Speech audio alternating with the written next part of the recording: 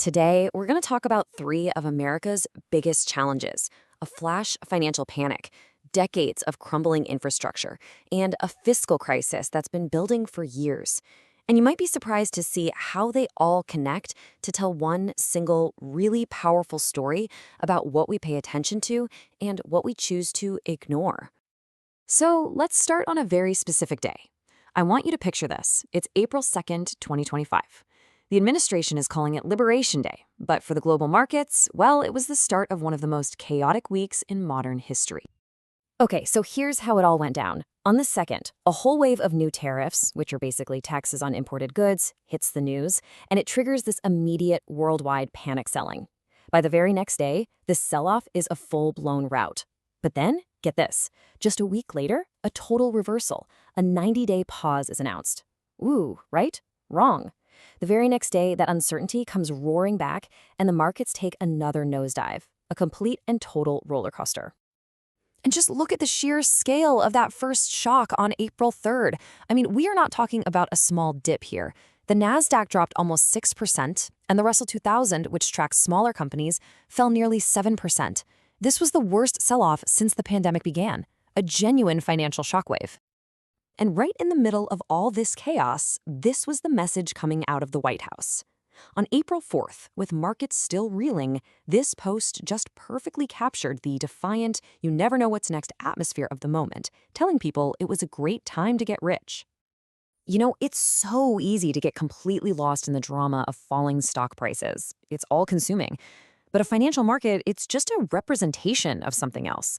So let's pull the camera back from those flashing red numbers on the screen and ask, what about the actual physical foundation of the economy? What kind of shape was it really in? Well, for decades now, the American Society of Civil Engineers has put out this comprehensive report card on the country's infrastructure. And the overall grade?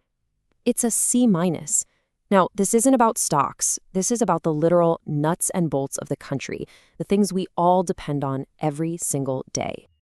Let's start with something we all know, something we all experience: our roads. They get a D+. And that grade, what it really means is that roughly 1 out of every 5 miles of highway pavement in the US is in poor condition. Think about that. That's your daily commute, your family road trips, and the trucks that bring pretty much everything you own. And it is the exact same story up in the sky. Aviation also gets a D+. And you feel this grade when you travel, don't you?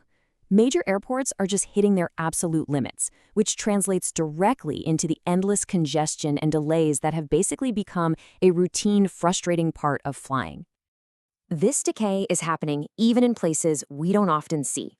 The nation's 12,000 miles of inland waterways, this hidden backbone of our entire freight network, they get a C-. There's a massive $7.5 billion backlog for needed repairs, which means the locks and dams that keep our economy afloat are failing all the time. And this isn't just about being inconvenient. No. The estimated price tag for this systemic neglect is a staggering $5 trillion in lost economic output over 20 years. That is real money, real jobs, real growth that just vanishes because the foundation itself is cracking. So, okay. We see the physical decay, we know the immense cost of doing nothing, but what about the nation's balance sheet? I mean, with a price tag that high, can we actually afford the repairs? Well, the long-term budget outlook from the Congressional Budget Office gives us a clue, and this simple chart, it tells a really worrying story. Projections for the year 2055 show federal revenues, the money coming in, at 19.3% of the entire economy. But spending, the money going out, is projected to be 26.6%. That huge gap is the structural deficit, and it makes paying for multi-trillion-dollar projects a monumental challenge. And to really get your head around that gap, think of it like this. The primary deficit is like your monthly budget, the difference between your paycheck and your day-to-day spending. But then there's the total deficit, and that's your monthly budget plus the massive interest payments on all your past credit card debt. And for the US, that interest payment is becoming a monster all on its own. So how much debt are we actually talking about here? The CBO projects that by 2055, federal debt held by the public will reach 156% of the entire US economy. Let that sink in. That is a level we have never, ever seen before, and it puts enormous constraints on literally everything else we might want to do.